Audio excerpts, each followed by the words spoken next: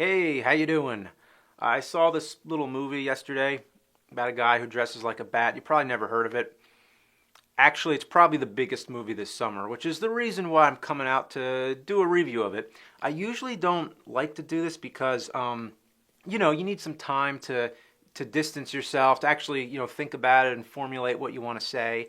And it's so much more enjoyable to actually talk to a real person if I was actually talking to you right now, but I'm just sitting here talking to a camera, so I have to, just think what are the main things I want to talk about.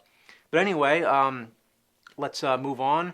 The only thing that's I kind of got to address, I think, is just that I think we've all heard the horrible, horrible news about the people who were shot in the theater in Colorado. I couldn't help but keep thinking about that while I was watching the movie. There's many scenes that involve gunfire, and just couldn't help but be reminded of it. So, just want to say it's a horrible, horrible thing that those people were just trying to watch a movie, and then So my sympathies go out to the families and loved ones. Um, and on that note, I say go see the movie. It's very good, but just be safe. So let's begin. I'm going to be spoiler free. I don't want to, ruin any surprises or anything. So, yeah, it's best. The least you know about this movie, the better. I even think that knew a little too much because I read the whole Nightfall story arc. Um, but yeah, let's move on. So, the movie was very good in a nutshell. Very good. What made it good? Um, Bane, first of all. I think he's one of the greatest villains I've seen in a long time. I think he's even better than the Joker in the second movie. That's just me. I know that's saying a lot, and I'm sure most people like the Joker better, but that's cool. But I think the reason I like Bane better was because I've seen the Joker done before, and I've seen him done well, and Bane was, well, Batman and Robin, that was pretty bad. Bane was like a fresh approach. I didn't really know a lot about him before I heard the news that he was going to be the new villain, and that's when I sought out the comics with the Nightfall story arc, and I read up and everything. Like thinking to myself, there's got to be more to this Bane guy than I thought before when I saw Batman and Robin. But yeah, he's a good villain. What makes him good? Good villains got to have an objective, a diabolical plot, which he definitely has. And beyond that, there's just a part you can't explain, like something that just a presence, like he's just badass. Like you just see his eyes, and like all he needs to do is, and you're like, whoa, shit's gonna happen. So I liked his voice. I didn't like the effect they put on the voice, though. I thought that was a little bizarre.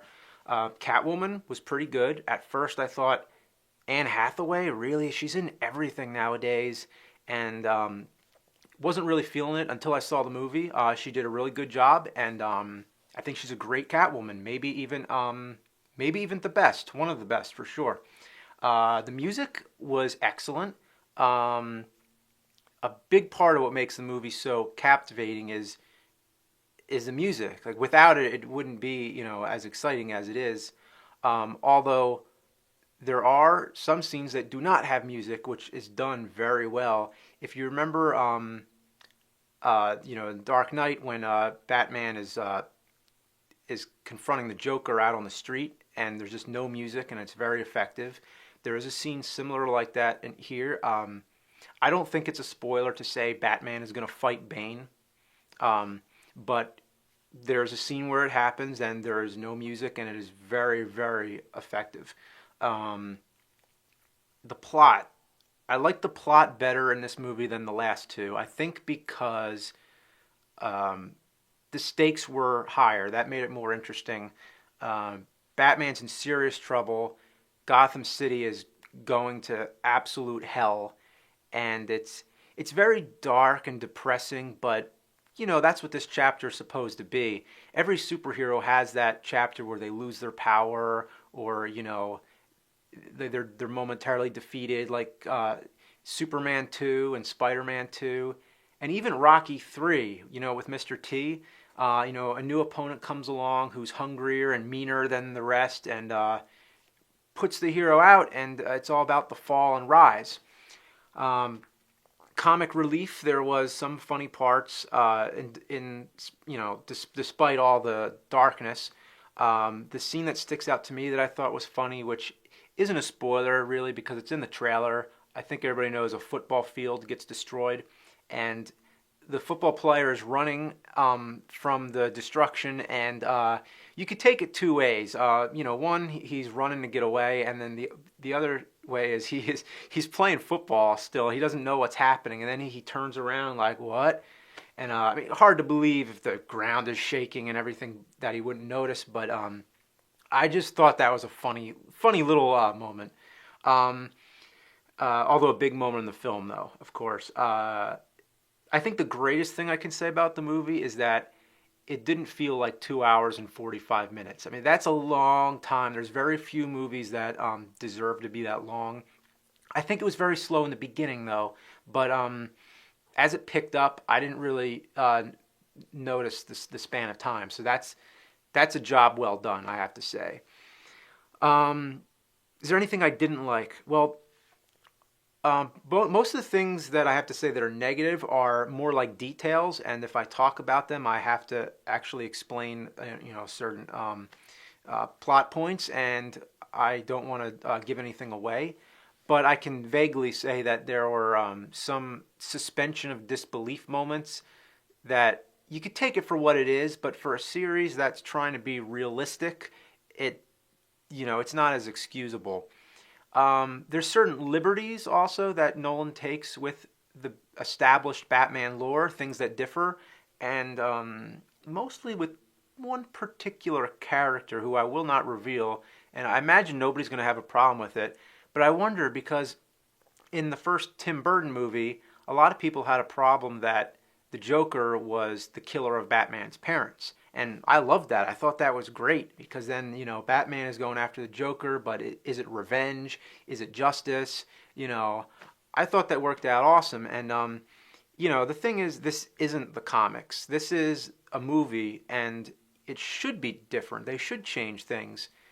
All that matters is if it's done well. And in this movie, a lot was done well, but there were some things that were just okay. But next topic. One thing I really didn't like was this character Miranda, and I just thought that if I could just axe one character, one part of the story, I would just take her part just out of it because, I mean, that's just me, but I just think that there was already enough going on as it is, and I think she overcomplicated things, and, without giving anything away, I just thought her part in the film was a little unnecessary. I think I said already the beginning was a little slow. That's because there's a lot of new characters that have to be introduced. It just took a little while to pick up, to get started. Yeah, that's about all I can say. It was overall very good, and I think now I'm thinking about like what's next for Batman. I don't know, but I think this was a really fitting closure to the Nolan trilogy. I think that it's time to move on, and I'm really looking forward to seeing a new take on Batman, see something different. I mean, the Nolan movies, they're their own distinct style for sure. They're like crime dramas, but with Batman, as the central part. They're grounded in reality, which is fine, but I really miss the art style of the Tim Burton movies, where you just feel like just like you're swept away into this dark and surreal comic book world. The Nolan movies are also very dialogue heavy, and I personally prefer my movies a little more on the visual side. Like a picture's worth 1,000 words.